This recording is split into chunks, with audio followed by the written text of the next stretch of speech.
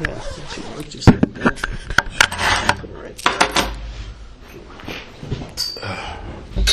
Well, let's just go with what we started to talk about, because I like the grassroots thing. Okay. So you had the 8 siblings, and your dad and Aaron, I know, was a big influence on you. Absolutely. And how did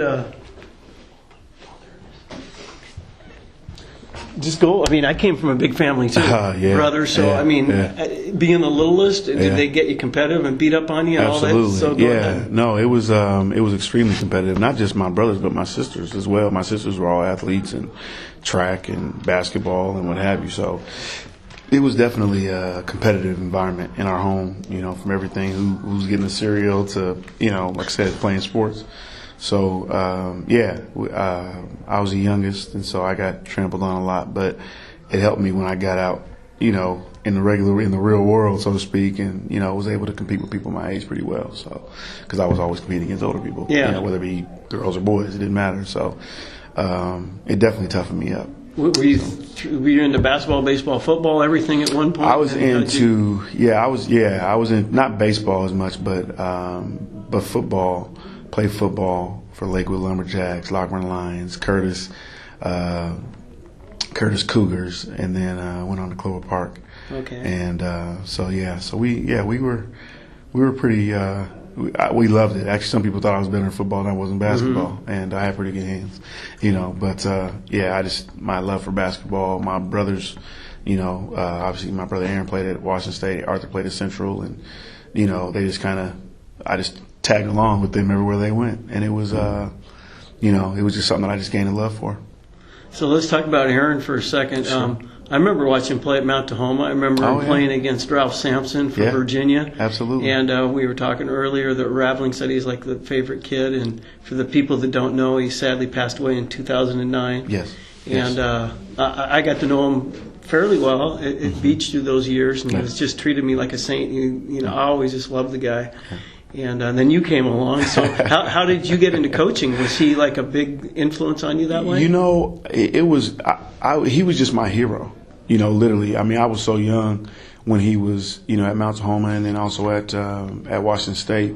But you know, I remember days when my mom would tell me, "Aaron's coming home," and I would sit on our couch, you know, in the family room and just wait, you know, for 4 hours, 5 hours, whatever it was, until he got home. And when I saw him drive up, you know, I was the first person to run outside. And, you know, he was the biggest human being, literally, that I had ever seen until I met James Donaldson, you know, his teammate, you know, at 7'2", 3, whatever he is. And, you know, so Aaron was a huge influence on me, but he was a bigger influence on me later in my life. Mm-hmm. You know, we were, like I said, we were 12 and a half years apart in age. So I can't say we grew up together.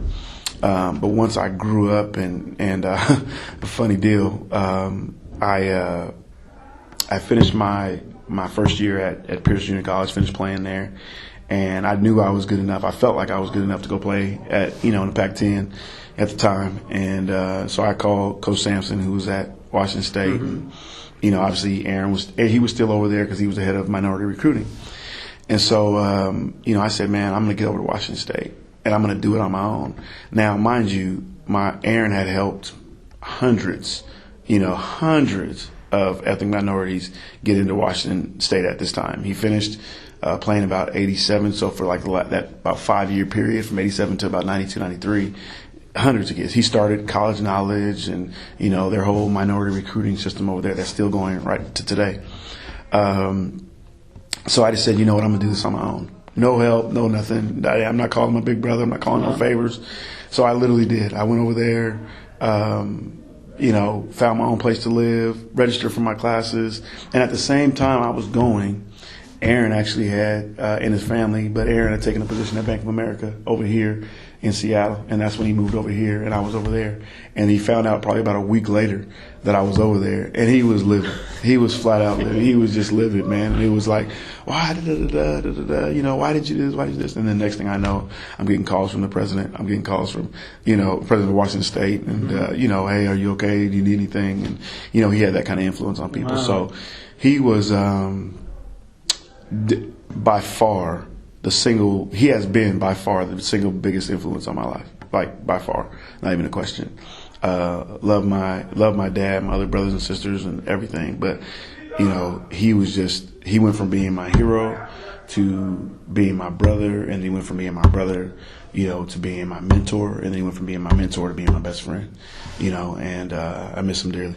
Yeah. Miss him dearly. No, he was a great guy. Yeah. And I only knew a smidgen of him. Yeah, so yeah. He had that aura that, you just smile when you see Absolutely. him.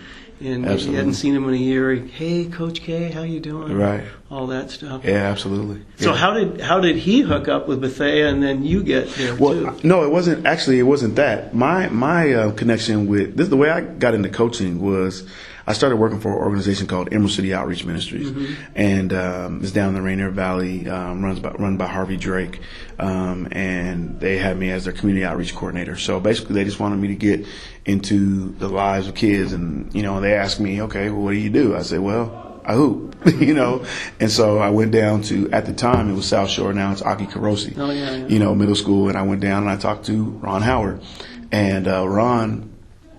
I said, Ron, hey, coach, I'd love to come and just help you out. Don't need any money, don't need anything, but just love to come volunteer and help you out. And this was in '97.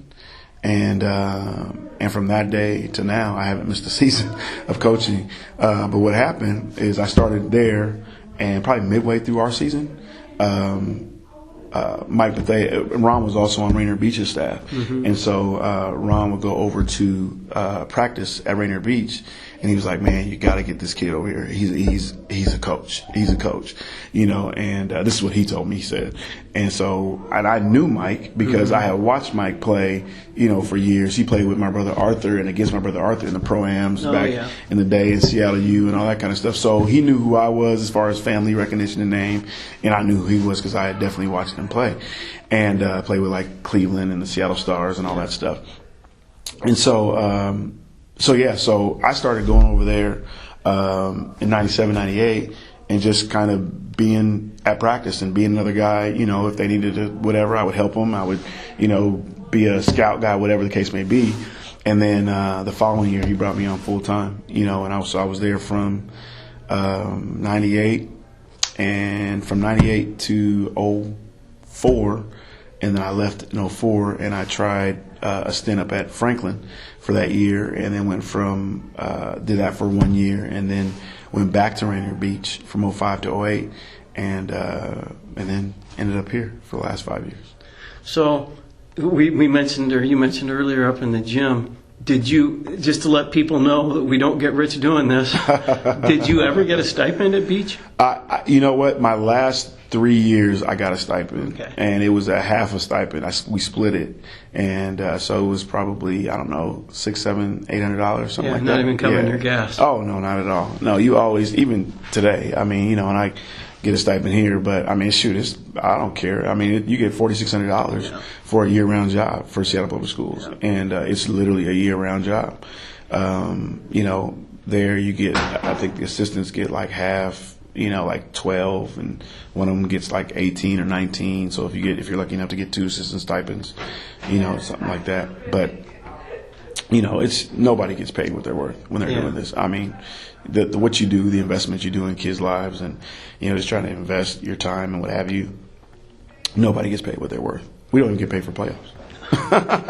There's no overtime. No overtime. No, not at all. So you coached with Mike for 6 years, and then you coached with Jason. Those are two big personalities. How would you contrast them? What did you learn from them? Abraham Lincoln, this is what I always said about my own dad, as much as I loved him as he passed away. Yeah. I never met a man from which I didn't learn something, even if it was something not to do. Right. And that's what with Coach Lumpkin, same thing. I mean, sure. Go ahead, lay it out there, what you learned, and maybe things that you saw that maybe you would change yourself. Yeah. Just being frank. Well, no, I learned a lot, obviously from Mike, Coach Bethea. I learned a lot. I mean, I still consider him a brother, and I learned a lot, what I've learned actually probably over the last couple of years in this job is that as a head coach, you have to find your niche. You know what I mean? So I think that I have some of Mike in me. I definitely have me in me, and then, I definitely learned some things from Jason as well, and that's actually the reason why I did it, because I had just been under Mike, and I wanted just to see, I wanted to come with you guys as well, but I wanted just to see something different, I wanted to see, what coaching was like outside of Rainier Beach on a season basis. I go to clinics, I go to camps, I do all the stuff that all coaches do. You know what I mean? So, I didn't think I was underexposed, but I wanted to be exposed daily to something different. And, I appreciated Jason's organization. I appreciated his attention to detail, and his control, and I think at the high school level, you have to have a good amount and a good measure of control over your team. And then also, but I also appreciated Mike's ability to motivate, his ability to give that freedom, his ability to be a player's coach. And it was a lot of good things that I saw on both sides. And there was also things that I wouldn't do, that I don't do, on both sides. And I think that's just normal with just the fact that, okay, I'm actually being a head coach, and, like now, like I said, I feel like I'd probably say over the last couple of years, that I really kind of stepped into the head coaching role, when you've been an assistant coach for so long, even our JV battles, you know what I mean? But, I was telling those guys, I was telling some of my guys, I said, it was either we went undefeated or O'Day went undefeated, and I said, and it is one of those deals. And, even that, but, for me, moving over 6 inches at the varsity level is 100%. It's like moving 600 feet. So, yeah. So what would you say is your biggest strength as a coach? And then what is something you want to improve on? It's a great question. I think my greatest strength is my ability to know my players. I feel like I know my players pretty well, and I know what players to yell at. I know what players to talk to. I know what ears to pat on the back, and I know which ones to get in their face and, whatever. So I think that's probably my greatest strength, and I think that really that's helped me a lot, to have some of the successes that I've had, marginal successes that I've had. When it comes to weakness, I'm a pretty hard critic on myself. So, honestly, the other night, playing South Kitsap, and we didn't take advantage of the 1.8 seconds. We didn't execute the way that I thought that we should have executed. I think about things like that. I told one of my players, I said, that was my fault. I said, we didn't do what we've practiced, and, we didn't go over even in the timeout the right way. So we have to get better at that. I have to get better at that. But, I think that that's part of it. I think I see the game the right way, it's my way, but I think I see the game the right way.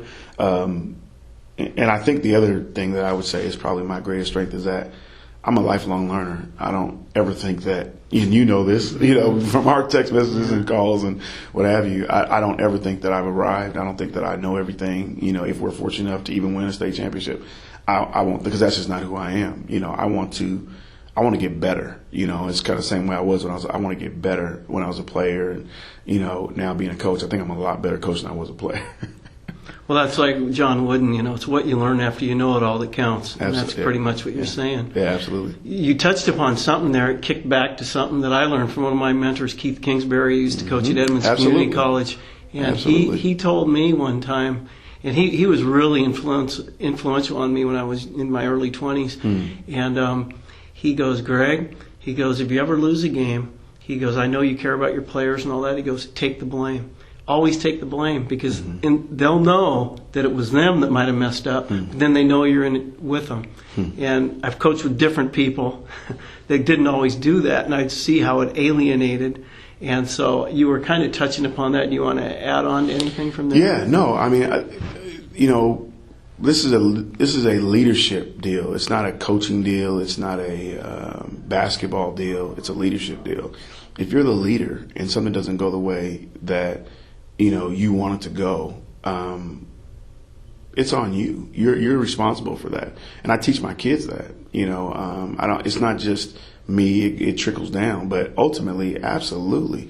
If we win, the kids played great. If we lose, I didn't do my job, and that's why they pay us the big bucks. It's funny. I was on the way over here. I took these notes during the last couple of days, but something that struck me, it's really ironic because I'm going to interview Tavio too, and Tavio got the job, and then it didn't work out that way here at Garfield. He got the job, and now you got it. You guys are both ranked number 1 going in. And how did that all go? What was going through your head at that time? You had applied, and then you were probably the runner-up, obviously. And what was your reaction when they called you back? You know what? I was that whole process was it was definitely a learning experience. I really, honestly, and I haven't really even inquired about what that was at that time. When they called me back for, at that point, my 3rd interview, I was just like, okay, well, I thought the job was done. And they said, no, we'd like to bring you back in for another interview. And the panel thought that you were, a top 3 candidate or whatever. And I was like, okay, great. So I came back in and I interviewed for it. And then they brought me in for my 4th and final interview. Wow. The 3rd interview was with about 10 people, and then my 4th and final interview was just with Mr. Howard and Miss Lee, who was the principal and vice principal here, assistant principal here. And basically just saying, hey, I know it's been a crazy process, but we really like you, and da-da-da. And they would give me a call within the hour and let me know what the situation was. And so I left, and I'll never forget this. I left, and I just drove, and I ended up at South Center, and I was just walking around. I still had my suit on from the interview, and I was just walking around and kind of waiting for the call. And I got the call and said, we'd like to offer you the position of head boys basketball coach at Garfield. And I had to sit down, because obviously for me, kid growing up in the 70s and 80s, Garfield is the Mecca, and so just like I said, my first head coaching interview, this was a dream job, for me. But honestly, I'm a believer. I believe in Christ, and I can honestly say that I've seen it.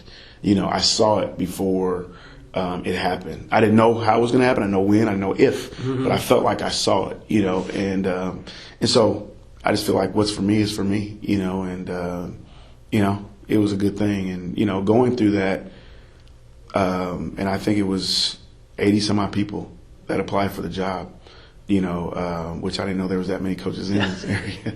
But I think that's about the count, if I remember correctly. That's the most I've ever heard for a job. Yeah, and Garfield is still Garfield, regardless of everything that's gone on in the Central area. But I really believe that I'm at where I'm supposed to be, and so it was definitely a kind of a hair pulling out type of situation, but it was, looking back on it, it definitely taught me some things in perseverance and stick-to-itiveness and what have you. So yeah, it was a good process. Well, I've seen your last 3 games, and not because we're talking and you're a friend of mine, but I've really been impressed with your overall deportment, your demeanor, your communication. The one time I saw you get fired up, a kid I think got beat backdoor against Bothell, and you pulled him over, and you talked to him kind of sternly, but nothing like me in my worst day. And you patted him hard on the butt, and he went back out there, But I've really been impressed the way you worked with these guys and brought them along, because you have your 2 studs and all that stuff. Do you feel the pressure? What do they got? 10 state championships here? I know 11. It's the most. 11. I couldn't remember if it's 10 or 11. Yeah. And do you feel a subtle pressure, not so subtle, or do you just do your best and let it chip fly? What's interesting, man, is that I can honestly say my first couple of years, especially having a player like Tony, in my first year we made it to the state championship game, and dropped that one. But played a hell of a team, though. Yeah. Oh no, I think they would have. They would probably beat anybody they played against. They were just a good team. But I feel like being here now, and the administrators, Ted, Miss Lee, they've done a great job. Like, Ed, if you win, great. If you don't, you're our coach. Mm-hmm. You know what I mean? So I don't have that pressure, to win a state championship. 4 out of my 5 years here, we've won our district and league championship.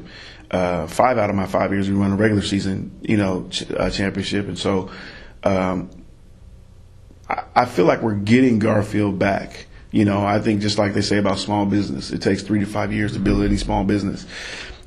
And I feel like, in this situation, we had to come in and kind of put our stamp, on this place, and Garfield definitely has had some talent and what have you, but, the brand of basketball, it just kind of didn't, and this is nothing against any of the former coaches at all, but I just feel like I needed to bring my own brand of basketball, and hopefully we can just continue to go, man, and see what happens, know, and, I'd like to get one. I'm not going to lie. I'd like to get one, but if we don't, am I going to measure myself by that? No. Because I can say that I've impacted, 14 boys' lives, and just keep going. So.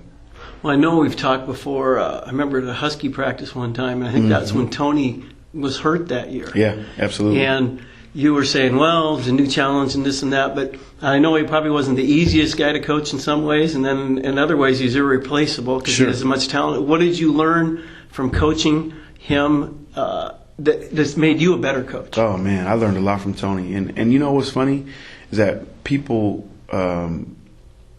was he easy to coach? No, he wasn't easy to coach, not because he had a bad attitude or he was whatever.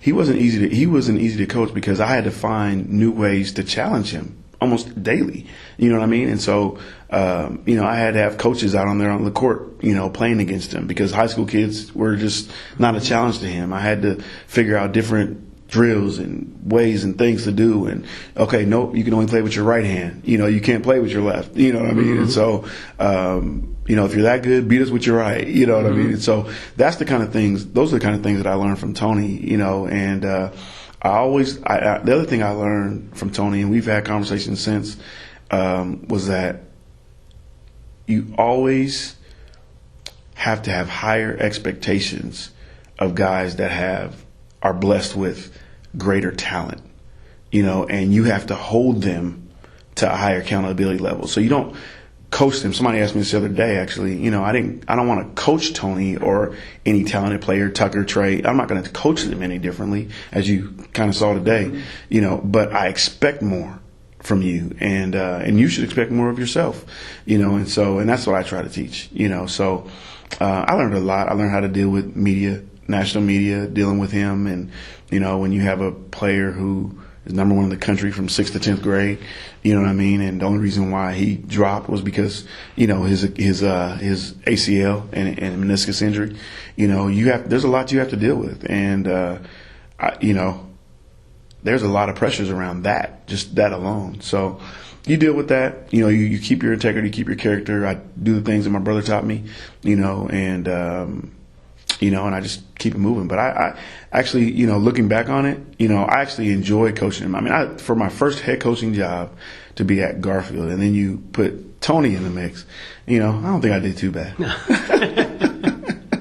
Well, I mentioned to you earlier that I really liked your practice. You broke it down fundamentally. Mostly all defense. There was like almost no offense today. You had a lot of stuff, hedging on the pick and roll. You had the help side, deny the wing, come over, take a charge. You had a lot of sliding drills at the beginning. Was that a typical practice? Do you go offense, defense, or how do you guys? Yeah,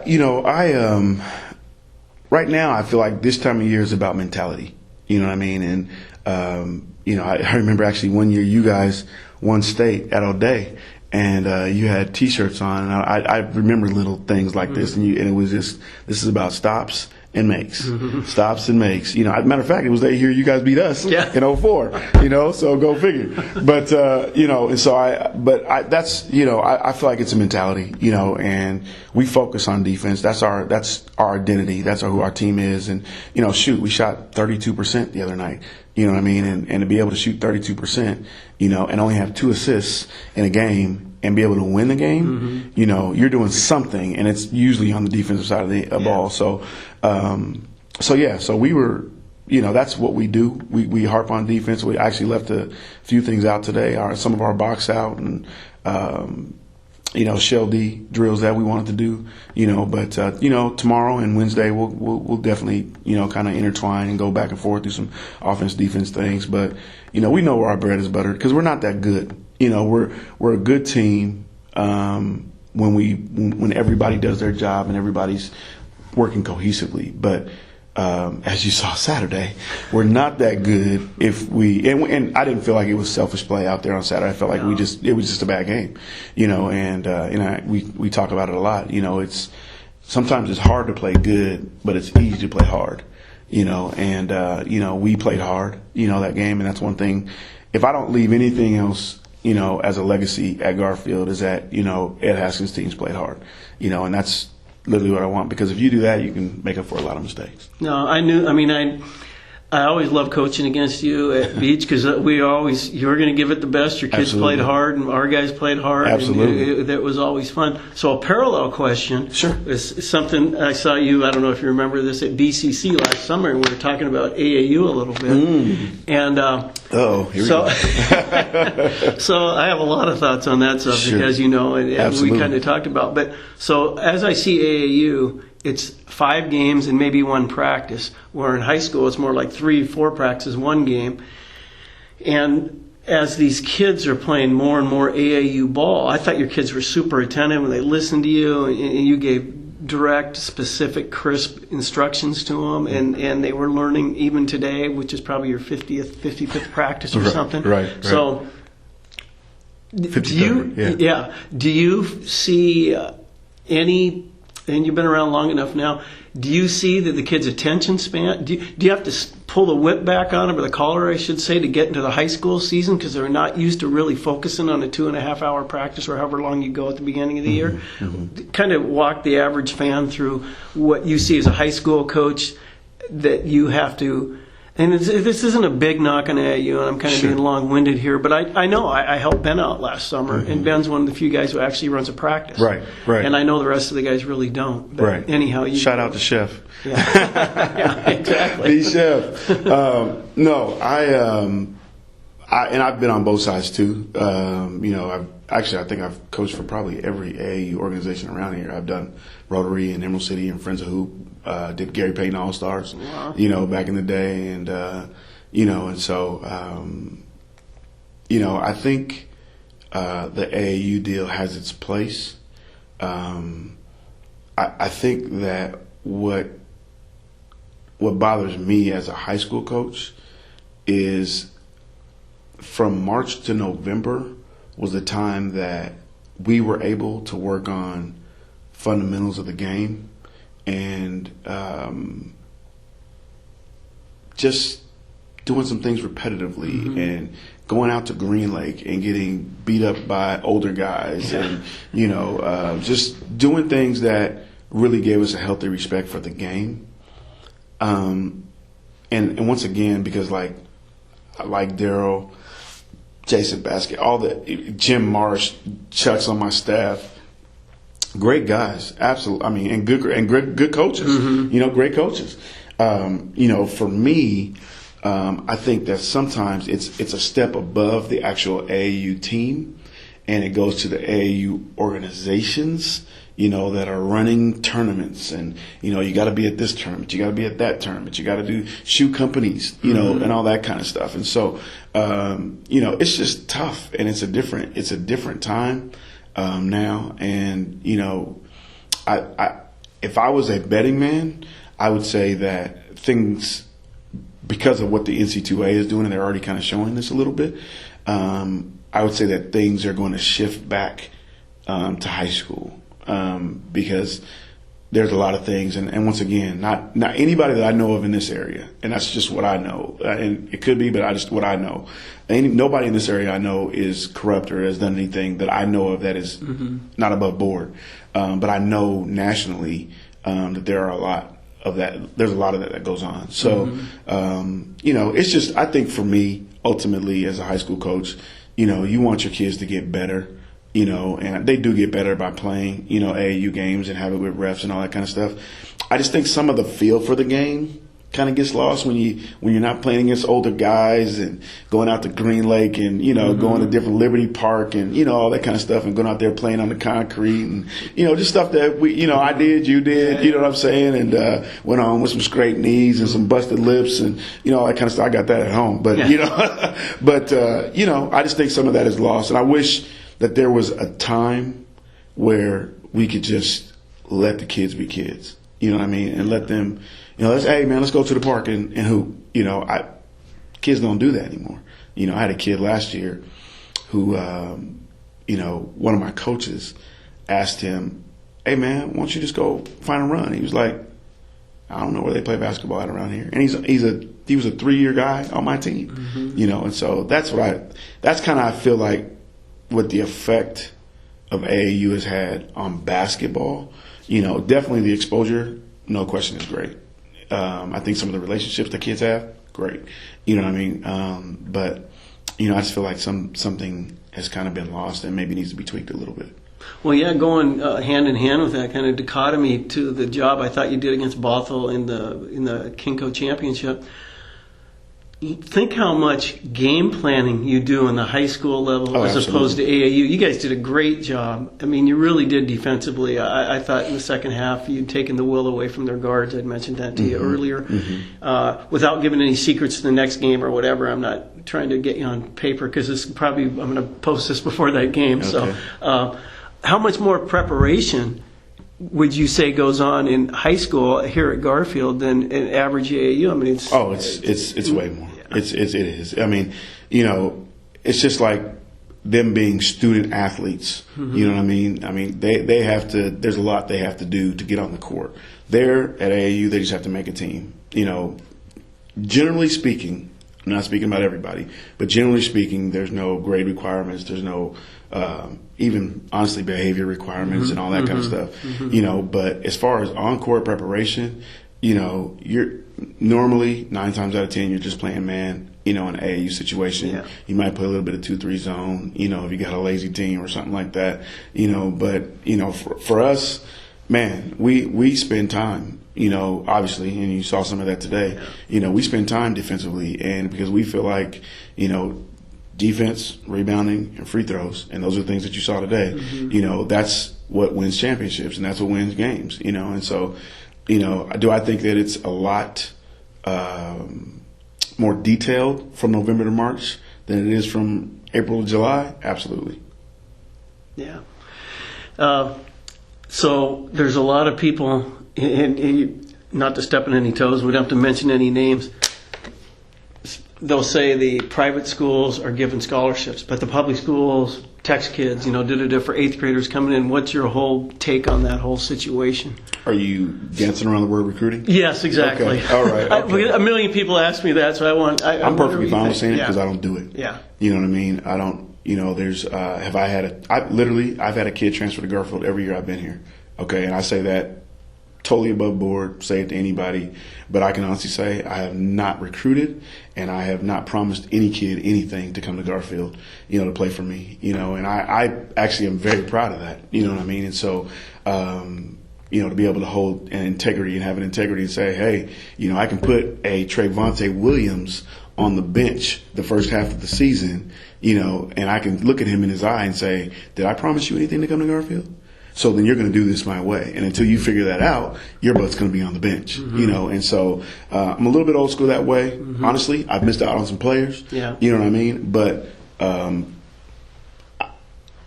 I've worked hard to make this my program. And I don't want anybody else to own my program but me, And so I don't know. That's not an ego thing at all. It's just, I think, my dad used to tell me, he said, Ed, if anything has more than one head, it's a monster. And that's for me. That's what this is about. Yeah. So we try to hold to that standard, and it happens. It's the nature of the game now. I hate that, because I think kids have become more entitled because of that. Definitely. And the kids have become, they just don't work as hard. To get what they want or even what they need. They just expect, okay, well, I'm this. I don't care.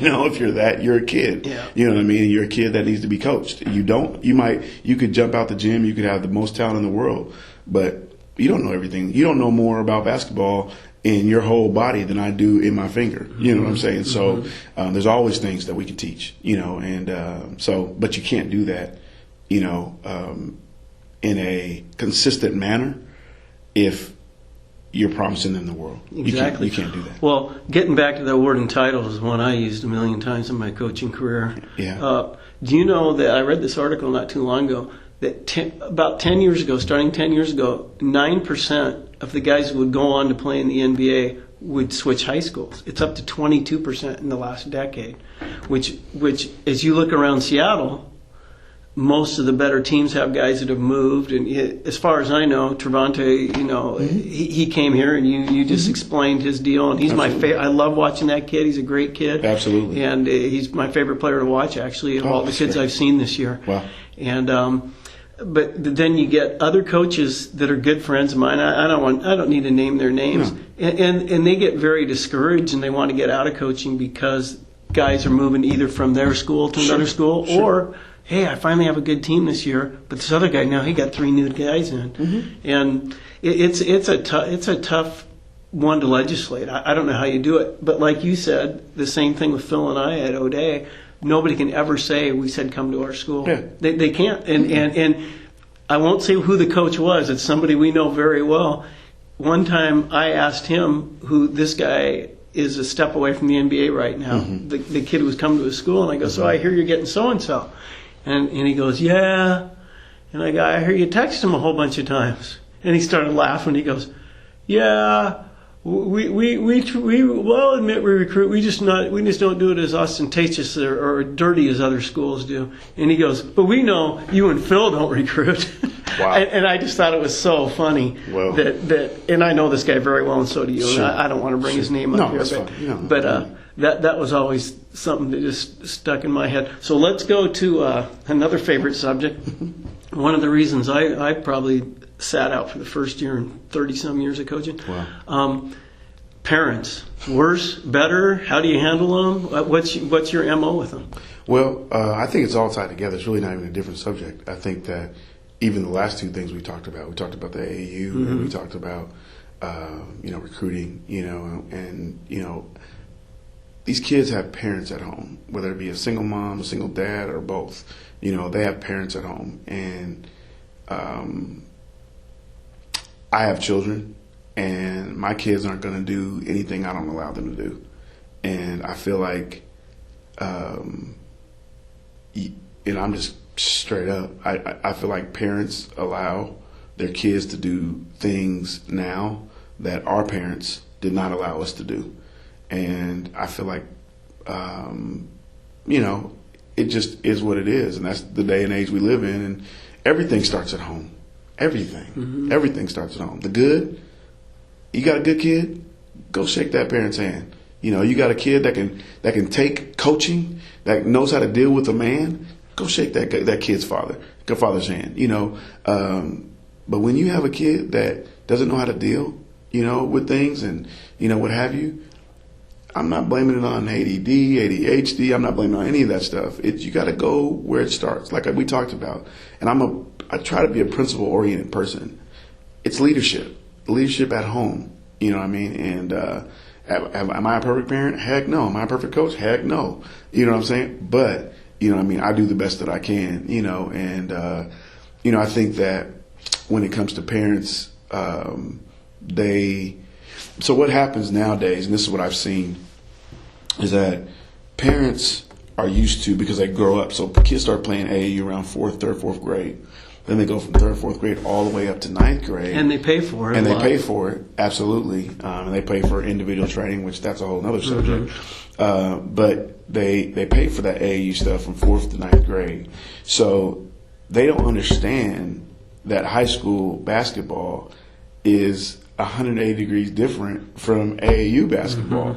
And they think that what their kid got in, AAU growing up from 4th to 8th grade is the same thing they should get coming in as a freshman, and And some of these parents have invested up to $75,000 during that period. Absolutely. And I think, absolutely. And I think they'd be better off in 95% of the cases to put that money in the bank and send them to college. Absolutely. But they get suckered into it in a lot of ways. Yeah, and it's pretty sad. I mean, it's pretty sad because what happens is you have good kids. I don't think I've ever. Let me think about this before I say it. I don't know if I've ever coached a bad kid. Just a bad kid, and I've coached some whoppers. Mm-hmm. I've coached some whoppers, but I don't know if I've ever coached a bad kid. But I think that I know what happens is the people who are influential in their lives, I call it, they help them drink the Kool-Aid, mm-hmm. And they listen to some of their own press clippings, and parents feel like they should be this, that, and the third. Sometimes parents look for, to obviously, live their lives through their kids, and it's just kind of sad, man, that they just don't let kids be kids and go through the process. Mm-hmm. You know what I mean? One thing I always respected about you and Phil over there at O'Day was it was very rare that I would see you guys play more than 7, tops 8 players. You know what I mean? But the other 4 guys on the bench, they knew the deal. They were like, we're here to support. We're here to be on this team. We're here to learn. And when it's my turn, then I'll go. And because I was, at Beach so long, I saw that. Year after year after year after year after year. And it was consistent. You know what I mean? You develop them on JV. You send them up the field. They're ready for field. You know what I mean? And you guys will be there together on varsity doing your thing. And so, now it's, if I'm not playing varsity and if I'm not getting 20 minutes, on varsity, then I'm transferring. Mm-hmm. And so that's why I said it all goes together. Mm-hmm. It's not, one or the other. It's both and. It's definitely not either or.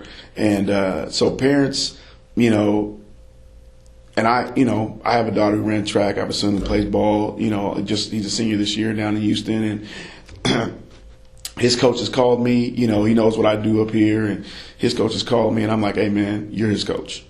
You do your thing. You know why? Because I don't want any parent to think, I don't care what they do. I don't care if I'm coaching an NBA All-Star son. I don't need you to come and tell me anything about my program, because everything you do, everything you say to me is going to be in shaded lenses. Be viewed under shaded lenses, because you're thinking from the part to the whole. My whole philosophy, sat in this room actually and had my parent meeting and said my philosophy is totally whole to the part. Mm-hmm. You know what I mean? And I think that's what's worked for us. That's a good answer. Here's another little ingredient I'll throw into your whole concept too. Do you know in the 1968 presidential election, the average soundbite was 45 seconds. The last presidential election, 2012, was down to 7 seconds. Wow. So now we have, you and I grew up probably on transistor radio, or at least absolutely. AM, FM. Yeah, right? And absolutely. We'd sit by the radio. Yeah. Whoever you were, I like Motown, whoever it was at the time, or Led Zeppelin, and you're waiting a week for that song to come on. Yeah. And when it did, you rejoiced. You were happy. Now the kids got iPod. Oh, they get 20,000 songs on there. They can listen to their favorite song 117 times. They don't even like it. Download it for Cell free. phones. Yeah. I mean, everything is like instant gratification. Movies even. You can watch an old Hitchcock. I love movies. Absolutely. An old Hitchcock movie, the first scene might be 17 minutes in the same room. Yeah. Kids would fall asleep. Oh, yeah. They have to have 12 images in 4 seconds. Yeah, that's right. Yeah. So obviously we're agreeing on this being old school. Yeah. So how do you take a kid now who's inundated with that short-term memory, or whatever you want to call instant gratification, and there's no fisherman left? That's another one of my little sayings. Oh, nobody will sit in a boat for 3 hours, not even to catch anything, which is fine with me in the nature. But how do you as a coach get those kids focused each day in practice? Yeah. Because you did a good job today. Oh, well, thank you. But I miss fishing, by the way. We'll have to go sometime. Yeah, absolutely. Yeah. I would love to. Yeah, Carrie McDonald, you and me. I would love that. Okay. I would love that. And I mean, I'm holding to that. Okay. I would Definitely. love it. I would just say consistency. I started from day one. Like eye contact. I mean, go into if a kid's not looking at you when you're talking. Oh, absolutely. You're on No, So you probably even today heard me say a couple times, stand up. Mm-hmm. We just got we'll run and they'll be bent over. Stand up. look at me. You know what I mean? And so when I'm speaking, I know, not yes, coach, no coach, or, at this point in the year, you go boot camp, first couple of months, what I mean? This part of the year, you kind of get off of the whole Sarge deal and, kind of say, hey, man, you figure out what's going on. And, had one of those situations today. You had to figure out what was going on with a couple of players. And, but that's really how I've done it. I don't know if there's a secret, or whatever, but, and here's the deal. And one thing I do realize is that I have the carrot, and yeah, exactly. And I don't think enough coaches actually utilize that. As Wooden said, the greatest coach is the bench. Absolutely. And I agree with that 100%. And I've done that with my best player, and I've done it with my worst player this year. So it's been, and this is what I tell them. I said, everybody will be treated fairly, but not everybody will be treated the same. And for me, I don't treat, because each kid is different. You know what I mean? And I have kids on my teams that are on my team they're the father of their home. And there's days that they, what, coach, I gotta go do this. I miss my family. I gotta go do this. Okay. You know what I mean? But then I have a kid who, coach, I want to go stand in line and get the Jordans. You know what I mean? And, the next pair of Jordans. And I'm like, you miss practice to go get some Jordans, then I guarantee you won't have a lock or a locker, and you will never step foot in my gym again. And that's, but, like I said, it's there's different ways. And I think the biggest way that I've been able to do this is relationship. I'm here in the building. I've been fortunate enough to start helping out with athletics. The athletic department assistant athletic director, and myself and Miss Lee kind of do it together. And I've been in the building now for 4 years out of the 5 years that I've been here. And the relationships of kids just coming into your class or into your office, and them coming and just being able to say whatever to you when they can't talk to their parents about certain things or whatever. That's where I feel like things have really kind of shifted, you know what I mean? And so for us and in the program, so it's a big deal. It's a lot more than what people, I think, give it credit for, because kids nowadays are different, and they have to, there's certain things that they have to feel, to be able to play for you and to get your best. And if you want to get their best, then there's certain things you have to give to them. So what'd you guys say? You won 23 in a row now, is that right? Am I missing one? No, I think that's okay, about it. So you got Michael Jordan. Yeah. And you lost your first game by Beamer by one. Is Absolutely. That correct? Yeah. What did you say in the locker room after that game? And I know it didn't change your philosophy or whatever, but it is interesting. You lost your first game and won 23 in a row. And I don't know every one of your games other than the last game came down to that was a tongue in the throat thing. But what were your thoughts after that first game? I'm sure you didn't foresee a 23 game winning streak. Oh no, you don't. Yeah. The two things I think that have been the theme for us this year has been obviously we're going to work harder than anybody, and we're going to stay the course. And that's what we've done. We've stayed the course. We've had some very ugly games. Well, I came to your Roosevelt game here. Bingo. That was an ugly game. Bingo. Very ugly games. At times, very frustrating, for me as a coach and what have you, because you see it. Yeah. You know what I mean? But it's like, what the heck is going wrong? What do I need? I need to do something different, But what has probably been the biggest shift this year is just, just stay the course, and just continue to do what you've been doing. And that way the kids ultimately get comfortable with it, and then you start playing well. And, I consider Jojo Rodriguez, former coach here, great friend, true bulldog in every sense of the word. And he's been, he's a guy I'll call and, he's like, Ed, trust me, you have a special team. Trust me, you have a special team. You said it to me. I'll take you have a special team. You got great pieces, And so I listen, and I think that's probably my best asset is I listen. And we've just been able to stay the course, man. And like I said, we've probably, out of our regular season games, I would say probably at least half of those were single digits. You know what I mean? And we've got some 4-pointers, some 3-pointers, some 1-pointer. We have a lot of close games, and I think that's really kind of boded well for us.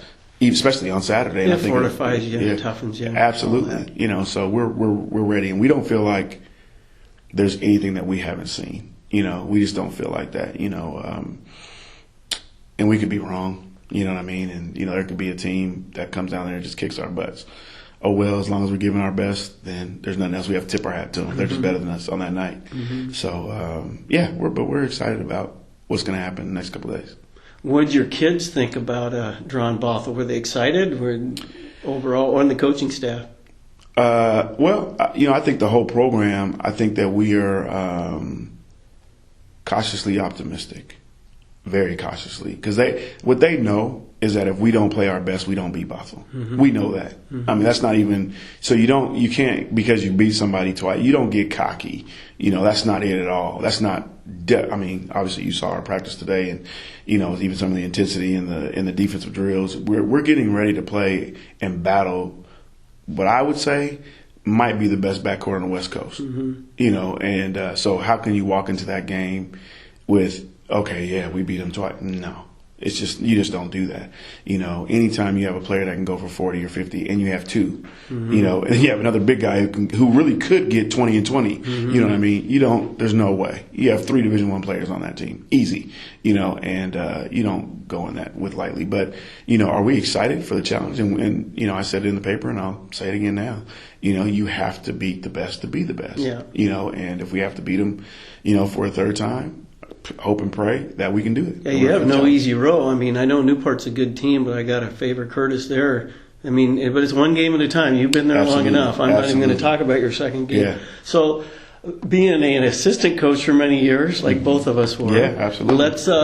Let's talk about your coaching staff. Give them a little bit of hype here, because I know them all. They're good guys. Oh my goodness, there's no way we would be where we are today without the staff. And you know, what I love about my staff is that 3 of them have been with me all 5 years. Coach Mike Noel, who's my head JV coach and assistant varsity coach, has been with me 4 of the 5 years. And Walter Washington, who played for me at Franklin and Rainier Beach, and used to go to my middle school camps, actually. Wow. Yeah, has been on with my JVC and also helps us with the varsity as well. And so these are all guys, you know, Mike Noel, I've known him, I don't know, since the early 90s, playing against each other in the Pro-Am and what have you. That guy set a pick on me one time so cold, knocked the wind out of me. Never had the wind knocked out of me before. Huge dude, 6'6". He was huge back then. And, you know, and so just, you know, I can go just guy by guy. Chuck has a great offensive mind, great X's and O coach. You know, I feel like I have 5 head coaches on my staff. I really do. Brent Merritt, who former player at UW, played in Brazil for 11 years professionally, and has really kind of submerged himself into coaching over the last few years. Coached with JoJo here, and at Ingram, and then also helped him out at Lakes. And actually JoJo came to practice the other day and said, you know, if it wasn't for that dang Ed Haskins, we would have won. We would have won him in 2008 when we played him in the championship. That's right, at Heckhead. At Heckhead, and so. He is really, you know, off and on throughout the years. He has a lot of experience in coaching as well, and but just a rock of a guy, Reggie Paul. Yeah, Reggie, I know Reggie. Oh my goodness, Reggie's, you know, attention to detail. You know, he wasn't here today. He has to work. These guys have to make a living, so I get it. You know, so I take them when I can get them because I can't pay them what they should be paid. But Reggie Paul, attention to detail, high energy. All the kids love him. You know, I mean, just. He's an extremely important piece. You know, played with Ben at SPU. Played with Chef at SPU, and you know, was fortunate enough to go play in Japan and Holland and Israel. Played in Israel a year.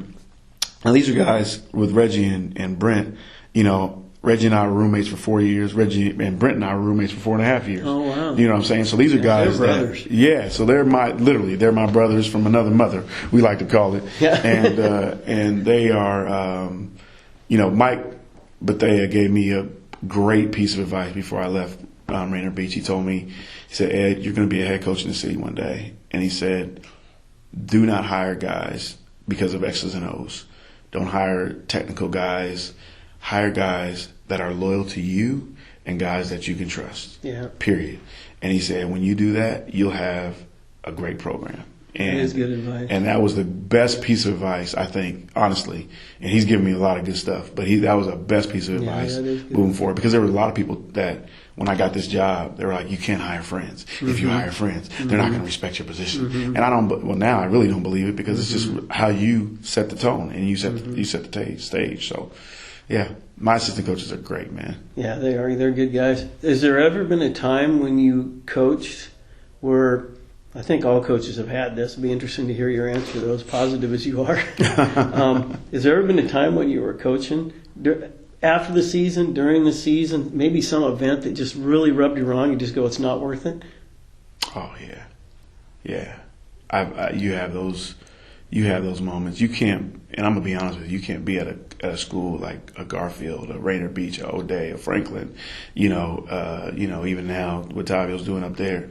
You cannot be there with the expectations that are there for you, not necessarily internal, but the community expectations, and not just be like, man, this is not worth it. It's just flat out not worth it. But when I see the light get turned on for a kid, when a kid comes up to me and says, Coach, I wouldn't have graduated if I wouldn't have had you there. You got them on your phone 15 years later. Exactly. Or inviting you to their wedding. Right. Exactly. Or and you have kids that one of my favorite players of all time. Literally, I have probably two or three, but I have a bunch. But just two or three that really stand out that were just like overachievers to me. One is Ryan Anderson. Kid played. Ryan played in Nebraska. But I tell you what, that guy calls me like. He's still playing for me, and it's that kind of thing. He tells me how he's doing, what's going on in his life. You know what I mean? That's the kind of thing that it's like, that's what this is about. A kid like Wilson Platt, who was here. Oh, yeah, I love that kid. Oh, I mean, I can't think of a player that's worked harder, for me. And, he gave me the biggest compliment. Coach from Vassar, he goes to Vassar College, wants to do the sports writing thing. Wow. And, the coach from Vassar called me and he was like, Coach, I guess he was out there playing with the team and what have you. And he's like, Coach, will you please talk Wilson in to playing for us, Division III school, what have you. Because he said that he doesn't want to play basketball for anybody else but you. And, and I just. That's tears in your eyes. Absolutely. And I had him for 2 years, fortunate enough to have him for 2 years. He graduated in 2010. And you talking about the embodiment of a student athlete. This guy, 4.0 student, hardest worker. I mean, could have ran for easily one student body president. There's not anybody in the school right now that would have one bad word to say about Wilson. Literally, out of all the teachers that are still here that when he was here. But I mean, just raved. I could just rave on and on about him. I remember seeing it at Juanita. I think it was his junior year. And I just told you, I go, man, I don't know if I've seen anybody play harder than him other than Dennis Rodman. Absolutely. He wasn't a scorer. No. Man, he made everything happen. Everything happened. He'll get you extra possessions. He'll guard 1 through 5. He'll, everything, and it's just like, for me to have a kid like that who literally, and I'm saying I got hired in April, first time I could test the guys was in June. From the first time that I stepped on a court. At Garfield as the head coach, he was 100% bought in, and I mean just 100%. Him, his mom, dad, stepmom, they were just all just bought in 100% and didn't care. He didn't care that he scored 4 points a game but had 13 rebounds. Didn't care, if he played 10 minutes or whoever was getting the notice and everything. He didn't care. All he wanted was to win and to go out there and compete. That's what he wanted. And I told him if I had 12 Wilson Platts, I wouldn't stayed every year. Yeah.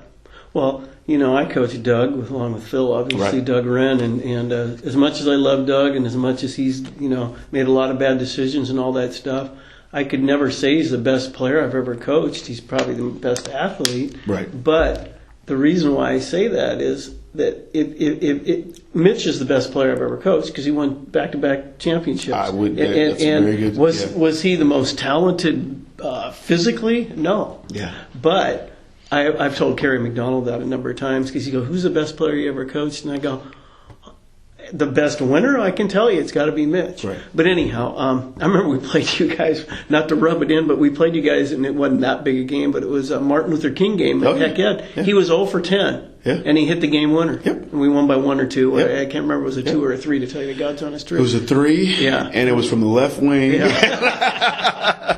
I thought it was a 3 and we were down 1 or 2. Yeah, whatever, that's right. But we were trailing. It wasn't tied. No, you guys won by 1. And he went 1 for 11 for that game. Yeah, absolutely. And so, I mean, what else needs to be said? But the only reason I really brought Doug up, you were talking about buying in and blah, blah. All my years of coaching, you can never have a great team if your best player is not your leader and your hardest worker. It can't happen. I agree. And now, so let's go into Tucker, and the last thing I'll hit you with, Sure. Tucker and Trevante, and you're not a two-man team, but those guys are definitely your Sure. twin towers or Sure. whatever, and, Sure. and whatever you want to say about them. Or describe them to people maybe haven't seen them play. Well, I mean, they both do everything. Honestly, I mean, Tucker, I can literally play him the 1 through the 5. For what we do. Trey probably the 2 through the 5. And they are coachable. That's the best thing that I can say about both of them. Trey came here last year, and no disrespect to anyone, and I mean this, but Trey had never worked as hard as he did when he got here. First day of tryouts, Trey literally could not walk down those stairs and threw up all the way down the hall and back there, literally, and it was like on his back and screaming and moaning. But for him to come from where he was, and once again, I mean this with all sincerity, no disrespect to anybody, okay?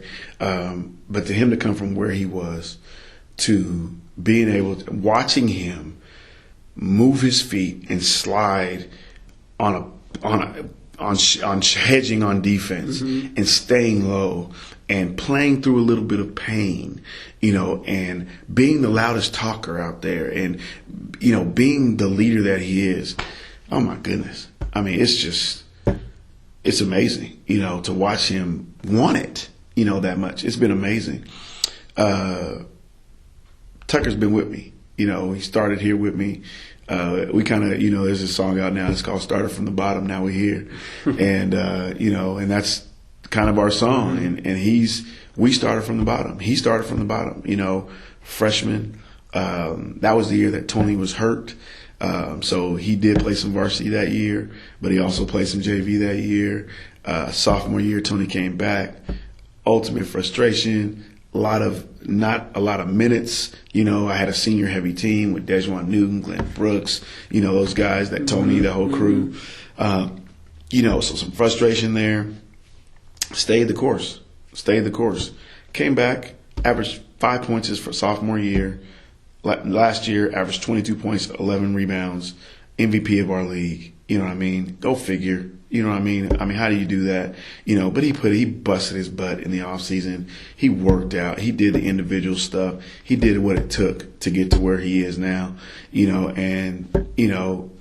Comes back this year, just sacrifices. Probably could have averaged 25 points a game. Easy. You know what I mean? But, Coach, I want to win. I want to win state. You know what I mean? That's literally what his goal is. And, he's like, okay, I'm fine. Trey came in, got, Vince, got other guys that's come in that can actually put the ball in the hole. And he's like, hey, 17, 18 points, you know what I mean? But he's still averaging 11, 12 rebounds, averaging a few more assists a game, so, and I'll be just straight up honest with you. He was the best player in our league this year. You know what I mean? Bar none. I mean, yeah, was there a better scorer in our league? Absolutely. Probably a couple better scorers, a few better scorers. But somebody who did everything and was the most valuable player, bar none. And I'm just, as a coach of a guy who's actually stayed the course for 4 years, with a guy, he stayed here with me for 4 years. I couldn't be more proud of him, and got to give a little bit of a shot out to my general, DeMario Hall. He's, gosh, he's he doesn't do everything, and he sometimes he does some bonehead stuff and whatever the case may be. But I tell you what, I'll never forget this, that he's played for Rotary, his whole life, but he's played with good guards like Rail Hennings and Will Dorsey, and those guys. And freshman year, Glenn was out, had a couple other guys that were hurt, so started him at the point. And he came to me after the game. We played Issaquah, and Issaquah was pretty good that year. We beat Issaquah at Eastlake. This is when their school was getting renovated. Oh, yeah. Beat them. We're walking downstairs in the tunnel to go, or underneath the gym to go to our locker room. And he says, "Coach, I've never played the point before." I'm like, wow. And so he literally, he just embodied like, okay, coach, this is what you need from me. Fine. And, even the other night, you watch him and, he got key steals, he got key stops. He's just the general of the team. And I would not want to go to battle. And I mean this. I would not want to go to battle with any other point guard right now in the state than him. Well, the unsung thing about your team, from what I've seen now, I got to see you play quite a bit lately, sure, is your perimeter guards' pressure on the ball. Mm-hmm. I mean, whether that was a good call at the end of that game, 1.8 seconds, I don't know if I would have picked up full court or not. It's always interesting. That little bit of time is always afraid to get. But you guys, in that situation, I thought it was a great coaching move by you, because every time you'd done it pretty much in that game, they were very conservative breaking the press, because they respected your speed so much. Right. So they'd have to throw the ball either laterally or diagonally backwards and then reverse it. And your press didn't really hurt them so far as steals, but if you wouldn't have pressed that last time, they might have a pretty good shot. Yeah, so absolutely. It worked out well. Well, that's. But your perimeter guys really have done a good in the Bothell game especially. Yeah, Akil Williams, Asia Buchanan. Yeah, throw all their like I names said, out there, absolutely. Akil Williams, Asia Buchanan, Jay Sean, my little freshman, getting under guys. Like I said, DeMario, Kai, Green. I got a bunch of guys who they take more pride in stopping the guys in front of them. Who was the one who buckets. picked? It was either Perrion or Zach for a lay-in. That was in the DeMario. second half. That was DeMario. Yeah, that was absolutely. great, D. Yeah, no, it's just and it's funny because like I said, they all played Rotary together. For like 7th, 8th grade, and so DeMario's like, Coach, I want to. When a kid comes out of the timeout saying, Coach, I want to guard the best player in our state, you know what I'm saying, or the best scorer in our state. Go guard him. Yeah, you're waiting for that as a coach. Yeah, exactly. That's the green light every coach wants to hear. Yeah, so we just. We pride ourselves on D, and we've already talked about that, so I won't get into that, but we pride ourselves on D. And that last call was, I just wanted them to think. If they took 1 second off the clock just thinking, and it was our, and that's basically what they did. The guy stalled and cut the ball. Right. He clutched. Right. And so we just, I learned well from you guys, man. I learned well. I told you I listened, but, we just wanted him to think, and he did, and, it worked out for us. I think actually what happened on that, because we were in our 1-2-2, and, when he caught the ball, he turned around. D was kind of there, and he wasn't expecting to be there. And so that's like I said, whether you call that call or not, that's up for other people to discuss. But I thought he was there. And he had been giving us that the whole night. Yeah. You know what I mean, to kind of keep us off, because we were trying to. We were getting up under him. So. But like I said, I have a lot of respect for South Kitsap and what they did. Oh, that was a great game. Yeah. That's the best game I've seen this year for the second half. Wow. I thought, it got anticlimactic in overtime. I was glad you won off the record. Absolutely. Yeah, you and me both. but that was it. Ironic thing about the two guys we were just talking about is Tucker had his best game of his career 2 games ago, and Trevante had the best game of his career to get you to the final 8. Just that's what stars do this time of year. They step up. Well, yeah, but I have, and then the first time we played Bothell, I had my sophomore Vince Reiser guard Zach and score 20 points. You know what I mean? So this team every night, the other night on Saturday night, Zach Shepard, another one of my guards stepped up, scored 12 points. You know what I mean? So every night. I pretty much know what I'm going to get out of Tucker and Trey. I pretty much, like I said, between 15, 20 points, I pretty much know what I'm going to get out of them. The interesting thing is to see who's going to be the third, and sometimes the fourth got to do that. And that's when we get to the 80s and the 90s and what have you. You know what I'm saying? We can just bow, and it's it's pretty special. It's pretty special, and so, but we'll see how far it carries us. But we will hang our hat on defense, no question about it. Well, the last question it isn't even a question. I just let you say or think or whatever you want to say to close out. If something I missed that is close to your heart, you want to add on to. No, first of all, thanks for the opportunity. This is great. I always love talking hoops with you and everything, and we've done it for years. And but I want to also just like I said, just thank my guys, my team. They've stuck with me, and they've been stuck with me, but they've stuck with me, this year. And I feel like we have a special group, and we'll see what happens going forward. And I just like I told them today, and I've told them this all year, our success as a team is not based on a state championship. We want to win that for each other, but it's not based on that. They've given each other things this year that a state championship or no other award can give, but it's team, guys that you won't ever forget. Well, it's the journey, not the destination. Exactly. And so very excited about that, and just all the support from all those Bulldogs out there. And if you can come out on Thursday at 10:30 in the morning, take off work, take off school, there. Come check us out. Yeah. All right, my man. All right. Thanks a lot. Thanks, Coach. That's our original interview with Coach Ed Haskins. Man, we went an hour 10. I'm going to stop all on there, though. I am.